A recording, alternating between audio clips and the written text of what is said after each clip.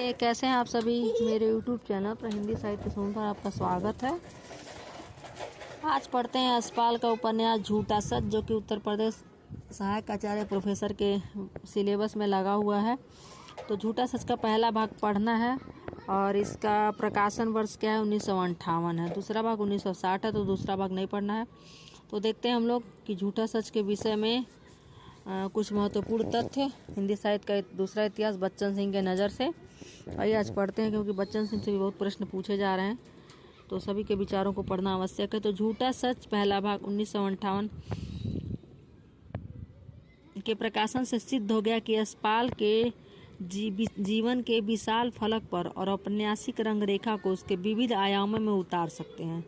भारत विभाजन के समय धर्मोन्माद का जो प्रलय तांडव हुआ, उसका मिसाल दुनिया के इतिहास में नहीं है। लूटपाट, हत्या, मारकाट, आगजनी, बलात्कार का एक अटूट सिलसिला चलता रहा।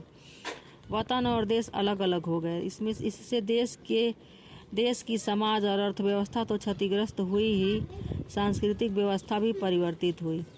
इसका प्रभाव देश के भावी निर्माण पर भी पड़ा। यशपाल ने इस उपन्यास में खंडित देश के गहरे घाव का पूरे विस्तार से चित्रण किया। यह दूसरी बात है कि इसमें विस्तार तो है लेकिन गहराई नहीं है। पहला भाग है वतन और देश। जो देश है वतन नहीं है। इस प्रकार के विभाजन की जिम्मेदारी किस पर है?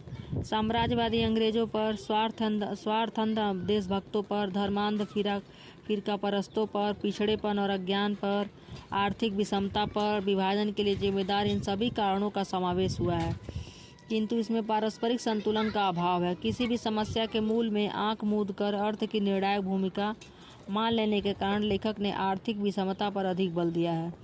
विभाजन का दोष कांग्रेस पर है, किंतु इस संदर्भ में मुस्लिम लीग और जिन्ना की भूमिका का पर्दाफाश नहीं किया गया, बल्कि लीग के तरह ही मुस्लिम लीग को मुसलमानों की पार्टी तथा कांग्रेस को हिंदुओं की पार्टी कहता है। जाहिर है, मतवादी आग्रह के कारण वह इतिहास को मनमाना अर्थ ही नहीं देता, बल्कि कथा का आंतरिक संतुलन भी बिगाड़ देता है। फिर भी प्रथम भाग में विभाजन का भयावह दृश्यालेख यथार्थवादी ढर्रे पर प्रस्तुत किया गया है। एक बात दृष्टव्य और महत्वपूर्ण है कि इस अंधकारपूर्ण सर्वनाम में सब कुछ स्वाहा हो जाने पर भी लेखक उस मानवीयता को, उसकी एक चिंगारी को बचा लेता है। हत्या के इस अभूतपूर्व मनुष्य मेध में कुछ हिंदू मुसलमान ऐसे भी हैं जो संप्रदाय के ऊपर उठकर एक दूसरे की सहायता करते हैं। इस चिंगारी को बचाए रखने की जरूरत है। तमसाच्छन्न देश को इसी से प्रचुर प्रकाश मिलेगा। यह थी महत्वपूर्ण लाइन यशपाल का उपन्यास झूठा सच से। तो आपको वीडियो कैसा लगा जरूर बताएं। अगर अच्छा लगा तो अपने दोस्तों को शेयर करें, लाइक करें, सब्सक्राइब करें। धन्यवाद।